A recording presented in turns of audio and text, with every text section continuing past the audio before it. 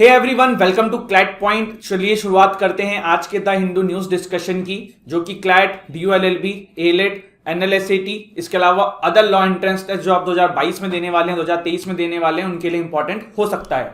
सबसे पहले देखिए एडिटोरियल पेज पे आते हैं तो आज काफी सारे इररिलेवेंट आर्टिकल्स हैं हमारे एग्जामिनेशन पॉइंट ऑफ व्यू से, जिसको हम डिस्कस नहीं करेंगे। यहाँ पे इसको डिस्कस नहीं करना है, यहाँ पे इसको डिस्कस नहीं करना है। यहाँ पे ट्रेड डिफेंस करके एक आर्टिकल आया है जो हमारे लिए डायरेक्टली इंपॉर्टेंट नहीं है। एक टर्म यहां पे यूज हुई है एंटी डंपिंग ड्यूटी, जिसको हम डिस्कस करेंगे। एंटी डंपिंग ड्यूटी होता क्या है, बहुत ही सिंपल एग्जांपल से मैं आपको समझाऊंगा। देखिए ये चाइना है और ये इंडिया है, ठीक है। चाइना पे ना बहुत ज्यादा शुगर केन होते हैं और बहुत ज्यादा शुगर बनाता है वो, ठीक है। हाइपोथेटिकल सिचुएशन ले रहे हैं। इंडिया जो है वो भी शुगर अपना मैन्युफैक्चर करता है। हमारे यहाँ भी गन्ना बहुत ज्यादा होता है, शुगर केन बहुत ज्यादा होते हैं, तो हमारे यहाँ पे भी शुगर बनाई जाती हैं। अब देखो क्या हो रहा है कि इंडिया में जो हमारी मिल्स हैं और जहां से मैन्युफैक्चरर्स हैं, जो लोग शुगर क्रिएट कर रहे हैं, ये लोग शुगर को प्रोड्यूस कर रहे हैं 10 रुपए केजी के रेट से, और मार्केट में आपको मिल रही है 11 रुपए, 12 रुपए, 13 रुपए केजी के अनुसार, ठीक है। हाइपोथेटिकल सिचुएशन हम लेके चल रहे हैं। चाइना में बहुत ज्यादा शुगर होती है तो उसको कोई दिक्कत नहीं है अगर वो किसी देश में कुछ शुगर की जो प्रोड्यूस है, शुगर को जो सेल है वो कम दाम पे कर दे और कुछ नुकसान से ले, क्योंकि भैया उनके पास ऑलरेडी इतनी इकोनॉमी उनकी ग्रो है, उन्हें 2-4 रुपए से कोई फर्क नहीं पड़ना है। चाइना इंडिया की मार्केट को खराब करने के लिए, इंडिया के जो मैन्युफैक्चरर हैं उनको नुकसान पहुंचाने के लिए क्या करेगा, चाइना भारत के अंदर ना 10 रुपए की शुगर जो भारत में मिल रही है, चाइना में भले उसकी कीमत 11 रुपए हो, लेकिन वो भारत के अंदर उसको 8 रुपए केजी बेचने लग जाएगा। अब यहां पे चाइना ने ऐसा क्यों किया? चाइना ने इसलिए किया कि मार्केट जो भारत की है वो खराब हो जाए, भारत के मैन्युफैक्चर नुकसान में चले जाएं और चाइना जो है मार्केट कैप्चर कर ले। यही करेगा ना। जियो ने क्या किया था, काइंड ऑफ एक एग्जांपल ले लो तो जियो ने डेटा फ्री कर दिया था, जिससे कि सब लोगों ने उनकी सिम यूज करी ना, बाकी लोगों का क्या हुआ, बाकी लोग ऑटोमेटिकली आउट हो गए। तो चाइना यहां पे ये करने की कोशिश कर रहा है, करेगा एक इस एग्जाम्पल के अंदर। अब क्या हो रहा है, इस सिचुएशन को सरकार रोकने के लिए क्या करेगी? चाइना देखो काइंड ऑफ डंपिंग कर रहा है, डंपिंग बोलते हैं इसे, अपने जो प्रोडक्ट है उसको डंप कर रहा है भारत के मार्केट में सस्ते दामों पे, जिससे कि भारत की जो लोकल मार्केट है वो खराब हो जाए। तो भारत सरकार इसको रोकने के लिए क्या करेगी? भारत सरकार इसको रोकने के लिए एंटी डंपिंग ड्यूटी लगाएगी। ड्यूटी के ऊपर भी ड्यूटी। आप चाइना से चीजें लेके आ रहे हो, उस पर ड्यूटी लगती है, आप टैक्स पे करते हो, बट अगर वो अभी भी 8 रुपए केजी के हिसाब से बिक रहा है, भारत में लोकल 10-11 रुपए केजी के हिसाब से बिक रहा है, भारत सरकार उस पर एंटी डंपिंग ड्यूटी लगाएगी, जिससे कि वो प्रोडक्ट जो है वो और महंगा हो जाए और वो भारत के जो लोकल मार्केट है कम से कम उसके बराबर या फिर उससे ज्यादा रेट पे ही भारत में मिले। तो this is what anti dumping duty is all about, और यही यहां पे टर्म डिस्कस हुई थी। इसके बाद डेस्मंड टूटू जी के बारे में एक आर्टिकल आया है, जिनके बारे में हमने डिटेल में एक दिन न्यूज इन शॉर्ट्स में देखा हुआ था, जो आपके एग्जाम में आ सकता है। तो अब इसमें ज्यादा कुछ देखने की जरूरत है नहीं। यहां पे देखिए ऑर्गेनाइजेशन ऑफ इस्लामिक कोऑपरेशन के ऊपर एक आर्टिकल आया है, तो थोड़ा सा ऑर्गेनाइजेशन ऑफ इस्लामिक कोऑपरेशन के बारे में जान लेते हैं। Guys, this is one of the second largest inter governmental organisation in the world after united nation. 57 states हैं इसके अंदर। Collective voice of Muslim words की उठाने के लिए ग्रुप बनाया गया है। विश्व के जो इस्लामिक कंट्रीज है उनका ये ग्रुप है। इनका हेडक्वार्टर है जेदा, सऊदी अरेबिया में। 1969 में ये फॉर्म हुई थी। इंडिया जो है वो OIC का मेंबर नहीं है, सिर्फ मोस्टली जो इस्लामिक कंट्रीज होते हैं वही होते हैं। लेकिन इंडिया के लिए एक बहुत अच्छी इसमें जीत थी कि जब इसका 46 section of council of foreign ministers हुआ था, तो इंडिया को गेस्ट ऑफ ऑनर के लिए बुलाया गया था, as a guest of honour यहाँ पे बुलाया गया था। और OIC के 2019 में 50th एनिवर्सरी जो है अभी हुई थी।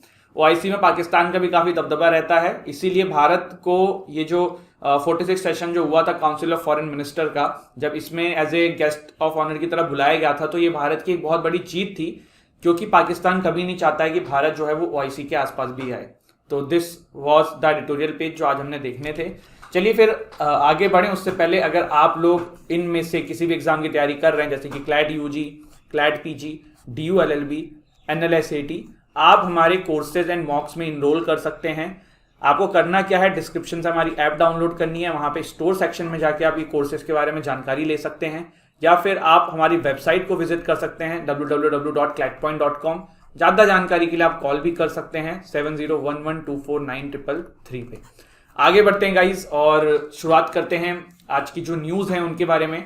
2 more vaccines and a drug join India's fight against Covid.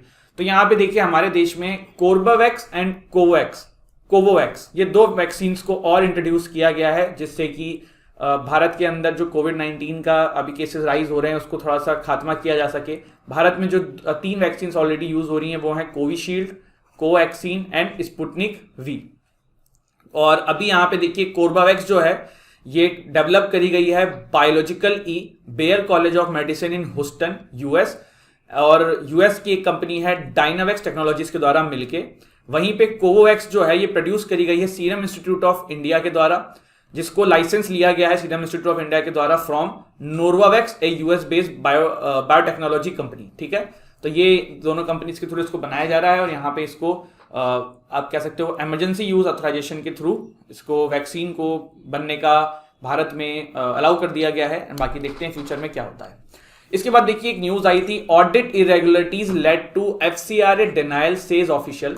देखो एफसीआरए क्या है, सबसे पहले तो फॉरेन कंट्रीब्यूशन रेगुलेशन एक्ट। ठीक है, इसको मैं बहुत ही शॉर्ट शब्दों में लेमन लैंग्वेज में कहूं तो ये एक्ट ना भारत के अंदर फॉरेन फंड्स जो आते हैं उसको रेगुलेट करता है। भारत में फॉरेन फंड जैसे कोई भेज रहा है तो उस चीज को चेक करता है, उस चीज की जांच करता है। बहुत ही मैंने लेमन लैंग्वेज में आपको बताया कि ये एक्ट जो है ये उन चीजों से डील करता है। कुछ भी प्रोविजंस इन सब चीजों के लिए जो है वो आपको मिलेंगे फॉरेन कंट्रीब्यूशन रेगुलेशन एक्ट के अंदर। अब होता क्या है, भारत में देखिए जितने एनजीओज हैं या बहुत सारे जो ऐसे जो सोशल सर्विस के कंपनीज होती हैं वहां पे ना फॉरेन फंड आता है।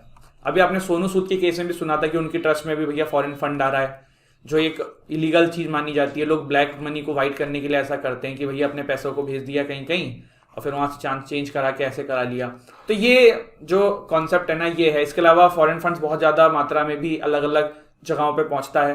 तो इसीलिए यहाँ पे देखिए अभी ये न्यूज में क्यों है, क्योंकि आपका एक चैरिटी है मिशनरीज ऑफ चैरिटी, तो इसमें इनका लाइसेंस को रिन्यू नहीं किया गया है फॉरेन फंड्स को लेने के लिए, जिसकी वजह से ये सारी जो चीजें हैं न्यूज में आ गई हैं। ठीक है, इसके बाद कब बैक्स एज कोविड-19 cases rise, Delhi issues yellow alert. तो दिल्ली के अंदर जो है स्कूल्स कॉलेज को शट कर दिया गया है, mandatory quarantine for international passengers कर दिया गया है, येलो अलर्ट यहाँ पे इशू किया है। काइंड ऑफ थोड़ा सा चीजों को टाइट किया गया है, जैसे कि आप इसमें देख सकते हैं construction industries and manufacturing units जो हैं वो काम कर सकती हैं। Shop dealing in essential items, ठीक है, shops dealing in non essential items to adhere on odd even basis. जो इसेंशियल वाली है वो कर सकती है भैया, जो नॉन इसेंशियल है वो ऑड इवन पे चलेगी। मॉल्स को परमिट किया गया है ओपन करने के लिए, बट शॉप को जो है ऑड इवन बेसिस फॉलो करना होगा। Restaurants are allowed with 50% capacity from 8 AM to 10 PM, bars allowed from 12 noon to 10 PM। आप कहोगे कि सर आप ये सब क्यों बता रहे हो हमको, तो गाइज ऐसा कोई हमारे एग्जामिनेशन पॉइंट ऑफ व्यू से कुछ इंपॉर्टेंट नहीं है इसमें, जस्ट कि आपको पता होना चाहिए दिल्ली में कोई जा रहा है तो ठीक है ना। बाकी यहाँ पे क्लोज हैं schools, cinemas, theatres, multiplex, gym, entertainment parks, sport stadiums and swimming pools. तो ये सारी चीजें हमने देखी है। इसके बाद आगे बढ़ते हैं। MBA government postpone speakers election in next session. तो महाराष्ट्र में ये चीजें हो रही हैं, बट हमें ये सब चीजें नहीं पढ़नी है। हमें बस जानना है कि जो स्टेट लेजिस्लेटिव असेंबली होता है उसमें जो स्पीकर की पोस्ट होती है वो किस तरीके से गवर्न करती है, किस आर्टिकल के थ्रू गवर्न करती है, क्या इसके प्रोविजंस हैं। तो देखिए आर्टिकल 178 जो है इंडियन कॉन्स्टिट्यूशन का, वो speaker preside over the session of legislative assembly of an Indian state as article 93 provides for a similar speaker in the Lok Sabha. Simple सी बात ये कही गई है कि आर्टिकल 178 जो है ना वो लेजिस्लेटिव असेंबली के स्पीकर को पोस्ट के लिए डील करता है, जैसे कि आर्टिकल 93 जो है वो लोकसभा के स्पीकर को होने के लिए डील करता है। अब बात करते हैं किस तरीके से इनका इलेक्शन होता है। स्टेट वाले की हम यहाँ पे बात कर रहे हैं। तो general election the legislative assembly in state यहाँ पे कराया जाता है, और जो पहले आपके फर्स्ट सेशन होगा उसी के अंदर स्पीकर एंड डिप्टी स्पीकर की पोस्ट को नियुक्त किया जाता है। स्पीकर के ना रहने पे डिप्टी स्पीकर उनकी प्रेजेंस में काम करते हैं, और जब तक कोई नया स्पीकर नहीं आ जाता है तब तक जो पुराना स्पीकर है वो ऑफिस में रहेगा। वैकेंसी कब कब आ सकती है स्पीकर की, पहला इफ ए रिजाइंस, उनको रिमूव कर दिया जाए रिजोल्यूशन ऑफ द असेंबली से, या फिर वो हाउस के मेंबर ही नहीं बचे, या फिर उनकी मृत्यु हो जाती है। ठीक है, तो ये सारी चीजें हैं। अगर आपको रिमूव भी करना है स्टेट लेजिस्लेटिव असेंबली के स्पीकर को तो 14 डेज का नोटिस जो है वो रिक्वायर है, और इसके बाद ऐसा मोशन जो डिस्कस होगा लेजिस्लेटिव असेंबली के अंदर, और उस डिस्कशन के अंदर जो है जिस स्पीकर पे ये चीजें चल रही हैं he can not preside over the assembly. ठीक है, तो ये चीजें ध्यान रखिएगा। पावर्स एंड फंक्शन, तो भैया देखो स्पीकर जो है वो डिबेट में मतलब पार्ट नहीं लेता है, उसको वोट देने का एज सच अधिकार है बट वो देते नहीं है नॉर्मली, बट अगर कभी टाई की सिचुएशन आ जाती है देन ही हैव टू इसके अलावा मेंटेन ऑर्डर, डिसिप्लिन, ठीक है। नेसेसरी कोरम का मतलब होता है कि भैया किसी भी मीटिंग को चलने के लिए जो मिनिमम अमाउंट ऑफ लोग चाहिए, अगर वो नहीं है तो उस चीज़ को वो मेंटेन करने की कोशिश करता है। अगर वो चीज़ नहीं होती है तो फिर वो आपकी जो सेशन है उसको रद्द भी कर सकता है, ठीक है। डिसिप्लिन ना करने पे लोगों को सस्पेंड कर सकता है, सेशन को रद्द कर सकता है। तो ये सारी चीज़ें जो हैं वो हमने देखी हैं। इसके अलावा देखिए स्टेट के अंदर भी आपको पता है कहीं कहीं पे lower house and upper house है, ठीक है, जहां पे लेजिस्लेटिव काउंसिल है ना स्टेट्स के अंदर। चलिए आज मेरा ये क्वेश्चन है, भारत के कितने स्टेट्स में लेजिस्लेटिव काउंसिल है, कमेंट सेक्शन में आप बताएंगे। तो वहां पे देखो जो अपर हाउस और लोअर हाउस स्टेट्स के अंदर है उनके ज्वाइंट सेशन का ना कोई प्रावधान नहीं है। ऑल्दो पार्लियामेंट में जो हमारा लोकसभा राज्यसभा के ज्वाइंट सेशन का प्रावधान है और वहां पे ज्वाइंट सेशन को प्रिसाइड करते हैं पार्लियामेंट के स्पीकर, बट यहाँ पे इस तरीके की चीजें नहीं है। इसके अलावा स्पीकर जो हैं ये मास्टर हैं हाउस के, ये डिसाइड करेंगे कोई बिल मनी बिल है या नहीं है। अब ये अपने आप में एक कॉन्सेप्ट है कि मनी बिल क्यों कहा जा रहा है, मनी बिल क्यों नहीं कहा जा रहा है, क्या फायदे होते हैं मनी बिल कहलाने के। और स्पीकर के डिसीजंस को can not be challenge in court अगर वो मनी बिल्स अपर हाउस में जाते हैं। स्पीकर के certificate say that is money bill, अगर वो नहीं जाते हैं तो मनी बिल नहीं है। The salary of speaker is charge from the consolidated fund of the state, ठीक है। इसके अलावा स्पीकर ऑफ लोकसभा जो है वो ज्वाइंट सेशन ऑफ पार्लियामेंट को प्रिसाइड करते हैं, बट इस तरीके की चीजें जो है स्टेट लेजिस्लेचर में प्रावधान नहीं है। इसके बाद हमने एक न्यूज देखनी है, Chinese space station has close shave with Elon Musk satellite. देखो चाइना का एक स्पेस स्टेशन अभी कुछ समय पहले आपको अंतरिक्ष में सुनने में आया भी था, न्यूज में काफी ज्यादा था। तो उसके आसपास जो है वो एलन मस्क की सैटेलाइट पाई जा रही है। क्या है मामला ये कि देखिए टियोंगोंग करके चाइना का जो न्यू स्पेस स्टेशन है उसी के पास में देखने को मिला है स्टारलिंक की सैटेलाइट। स्टारलिंक जो है वो आपकी एलन मस्क की ही मतलब जो आपकी स्पेस एक्स है वो पेरेंट कंपनी है, स्टारलिंक उसी का सैटेलाइट बनाने वाला पूरा फॉर्मेशन है। तो ये स्टारलिंक सैटेलाइट की जो एक सैटेलाइट है वो टियोंगोंग जो स्पेस स्टेशन है उसके पास देखी गई है, जिसके चलते चाइना ने जो है बोला है कि भैया ये अनफेयर प्रैक्टिस है एक्सेट्रा एक्सेट्रा, ठीक है। तो ये सारी चीजें हैं। ये देखिए शेंजोंग 8 spacecraft dog with the orbiting station, ये इमेज जो है ये किस चीज की है, ये यहाँ पे बात करी गई थी। एक और मेरा आप लोगों से क्वेश्चन है, थोड़ा सा पढ़िएगा बारे में। एक होता है इंटरनेशनल स्पेस स्टेशन जो कि अंतरिक्ष में है, ये वर्ल्ड की 5 स्पेस एजेंसीज के द्वारा ओन किया जाता है, या फिर हम कह सकते हैं कि वर्ल्ड की 5 कंट्रीज के द्वारा ओन किया जा सकता है। तो ये कौन सी 5 कंट्रीज हैं, इनके नाम मैं आपको कल बताऊंगा, आप लोग आज इसके बारे में पढ़ने की कोशिश करिएगा। इसके बाद देखिए स्पोर्ट्स न्यूज भी कवर कर लेते हैं, क्योंकि इस बार उम्मीद है कि स्पोर्ट्स पे भी क्वेश्चन बन सकते हैं, क्योंकि जो और एग्जाम्स हो रहे हैं ना उसमें देखने को पैटर्न मिल रहा है कि स्पोर्ट्स पे काफी क्वेश्चन आ रहे हैं। तो अगर कुछ ऐसी न्यूज लगती है जो हमारे स्पोर्ट्स में जो हमारे एग्जाम के पर्सपेक्टिव से इंपॉर्टेंट हो सकते हैं, उसको कवर कर सकते हैं। तो अश्विन ने शॉर्टलिस्ट किए गए हैं ICC test cricketer of the year के लिए। 5 लोगों का नाम यहाँ पे शॉर्टलिस्ट हुआ है, उसमें से एक अश्विन भी हैं। इसके अलावा जो रूट न्यूजीलैंड के, काइली जेमिसन श्रीलंका के ओपनर दिमुथ करुणरत्ने, और बस यही हैं। इसके अलावा और भी कोई है, ठीक है, और एक आपके अश्विन है। तो ये लोगों के साथ यहाँ पे देखा जाएगा कि कौन आगे बढ़ता है, किसका नाम आता है, ये तो फ्यूचर में पता पड़ेगा, बट इनका नाम भी यहाँ पे सेलेक्ट किया गया है इन 5 लोगों के अंदर, जो कि भारत के लिए भी एक प्राउड मोमेंट है। और होप अश्विन जो है इसके अंदर सेलेक्ट हो जाएं और विनर बन के सामने निकले, ठीक है।